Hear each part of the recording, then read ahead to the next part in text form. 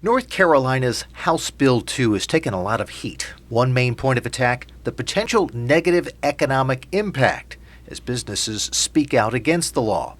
But one major North Carolina-based company recently had the tables turned. It faced criticism for its stance against House Bill 2. And joining us to discuss the issue is Justin Danhof.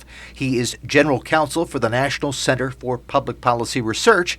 He traveled to Raleigh to speak at the annual shareholders meeting for Red Hat. Justin, thanks for joining us. Hey, thanks. And I came for the barbecue. But well, yes, I mean, the Red Hat meeting's secondary, but it was part of your reason for coming to North Carolina.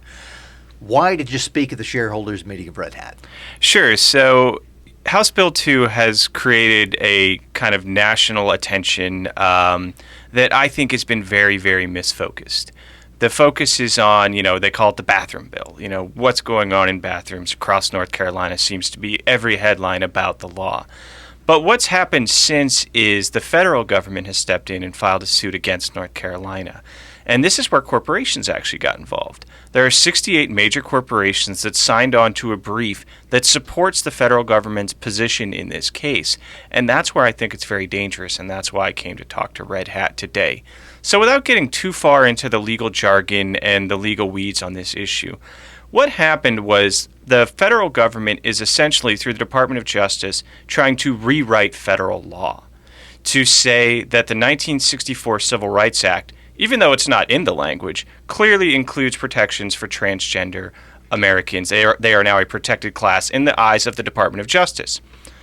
They can have that opinion, but they don't have the ability to rewrite federal law. Laws are amended all of the time, and where that happens is in the U.S. Congress. So what we're saying with this case is it's about much more than what's going on at public accommodations here in North Carolina. It is about the separation of powers that our founders brilliantly set up and our checks and balances. And what we have is an executive branch that is trying to usurp the authority of the congressional branch and rewrite major federal laws that were written decades ago. The 1972 Education Amendments Act, Title IX, they're trying to rewrite that as well. And so what we're saying is, if these laws are to be amended, this is the purview of Congress. And so the Department of Justice is wrong on the law, in our opinion, on this case. And where it's getting dangerous, too, is now we've got corporate America. And let's just talk about that for a second. What exactly, Red Hat's a software company. What exactly does HB2 have to do with the software business of Red Hat? Absolutely nothing. And does Red Hat employ constitutional scholars that take a look at the checks and balances and, do they read the Federalist Papers? I don't think that's what they, hire lawyers to spend their days doing.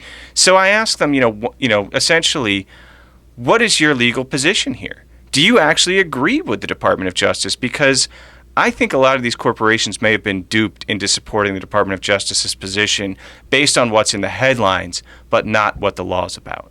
And in fact, before we get to Red Hat's response, looking at how House Bill 2 itself would apply to a company like Red Hat, it wouldn't change anything about their policy on bathrooms, which has been sort of the headline piece of this argument. Mm-hmm.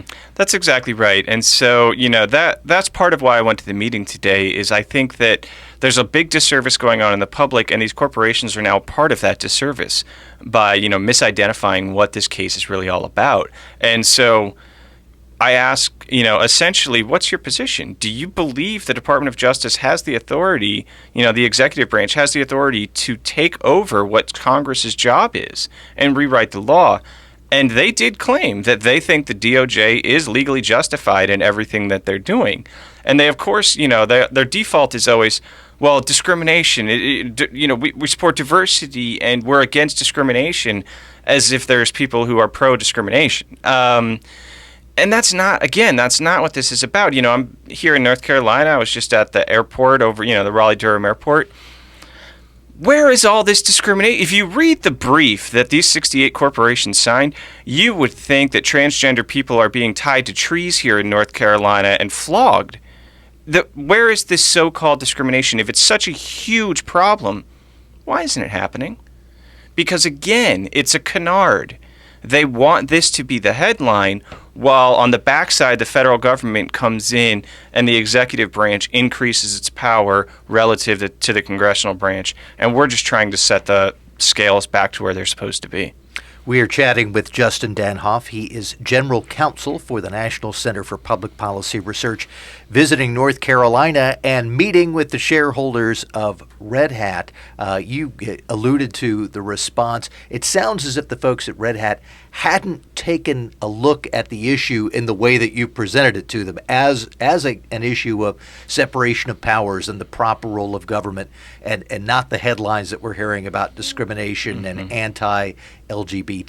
Yeah, I think that that's true of a lot of corporate America. I do think that there are some corporations that are true believers, excuse me, in their crusades, so to speak. You know, the Tim Cooks of Apple. He's probably a true believer in a lot of what he does. But I think a lot of these corporations, they're jumping on a bandwagon.